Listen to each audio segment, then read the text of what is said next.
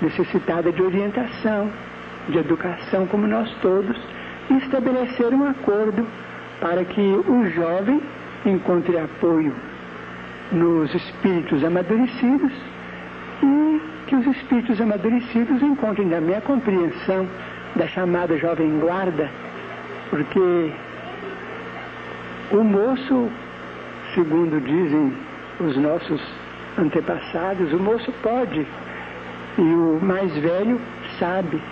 Convém que a experiência esteja unida, vamos dizer, a possibilidade de realização para que nós cheguemos na Terra ao verdadeiro progresso.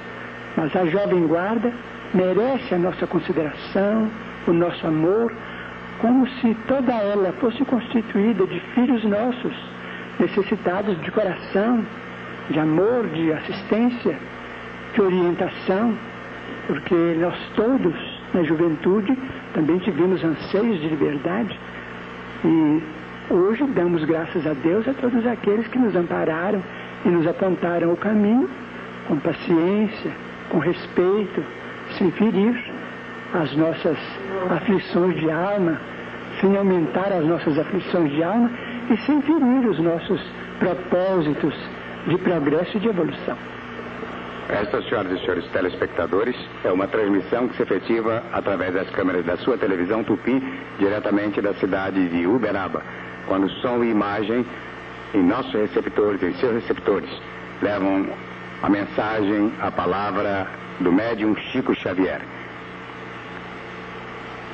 Na sua vida mediúnica, Chico Xavier conheceu amigos suicidas reencarnados? Alguns. Tendo começado a tarefa mediúnica em 1927, há quase 41 anos, tenho tido tempo suficiente para observar alguns casos. E posso dizer que todos aqueles que vi reencarnados depois do atentado contra eles mesmos, traziam consigo os sinais, os reflexos da leviandade que haviam perpetrado, conquanto nós devamos respeitar os suicidas como criaturas extremamente sofredoras, que muitas vezes perderam o próprio controle das emoções, raiando pelo desrespeito a si próprios. Mas os resultados do suicídio acabam sempre impressos naqueles que o perpetram, de modo que tenho visto, às vezes, 2 companheiros que se suicidaram com bala no ouvido. Eu os vi depois de 10 anos no espaço, eu os vi reencarnados num estado de extrema idiotia. Outro companheiro que suicidou por veneno, ele renasceu, mas uma criança que já trazia o câncer da garganta, tendo se desencarnado pouco tempo depois. Os espíritos amigos me explicaram que muitas vezes o suicida, em se reencarnando, ele como que destrói os tecidos do novo corpo. Então, a desencarnação ou a morte, propriamente considerada, ocorre logo depois do nascimento, ou algum tempo depois, porque então o espírito estará em condições de aprender quanto vale a vida.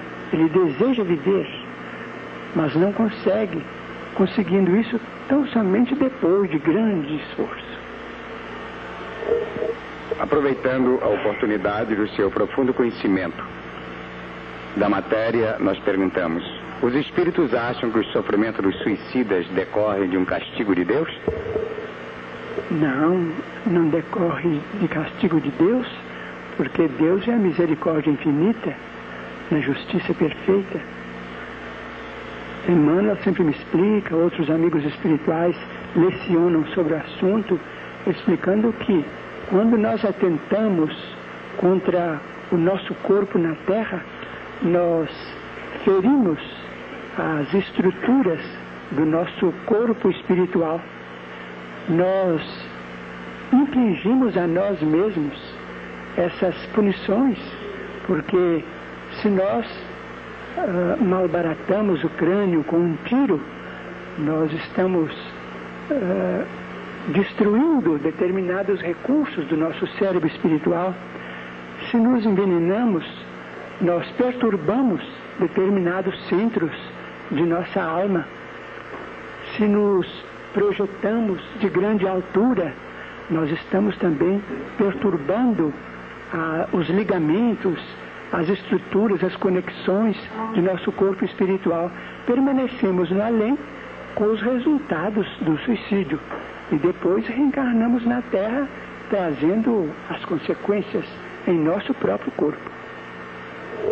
Mestre Chico Xavier, nós variamos muito no estilo das perguntas, porque sabemos que é necessário e oportuno levar ao grande público uma autêntica lição, principalmente da humanidade. Daí então a pergunta que se faz agora: como é que o mundo espiritual encara a situação dos avarentos na Terra?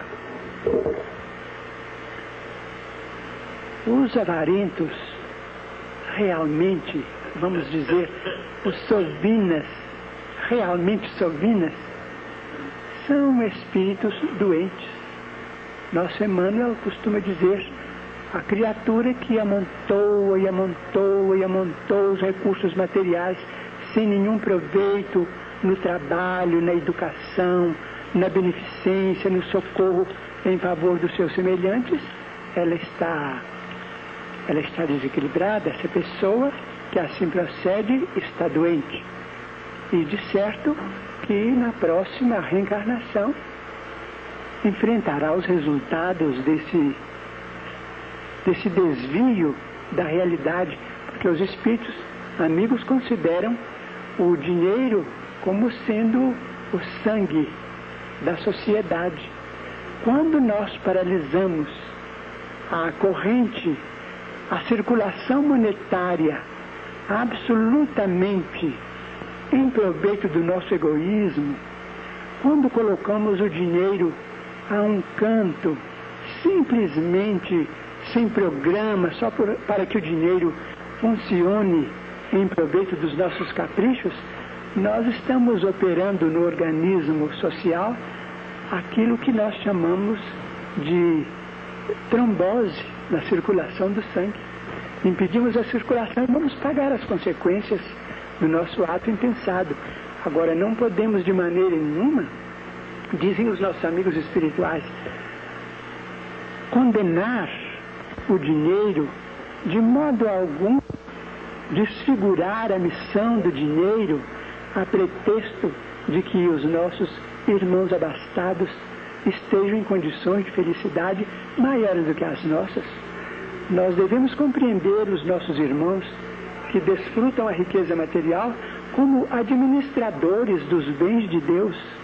E tantos deles, mas tantos deles se fazem nossos benfeitores, criando trabalho, estimulando a caridade, auxiliando a educação, fundando escolas, protegendo crianças desamparadas, salvando enfermos, desprotegidos, de modo que nós precisamos valorizar os nossos companheiros que são portadores da fortuna material, cooperando com eles para que eles possam administrar bem esses recursos, porque eles são profundamente dignos diante do Senhor, como também aqueles companheiros pobres que são mais pobres, vamos dizer assim, porque nós todos somos ricos diante de Deus.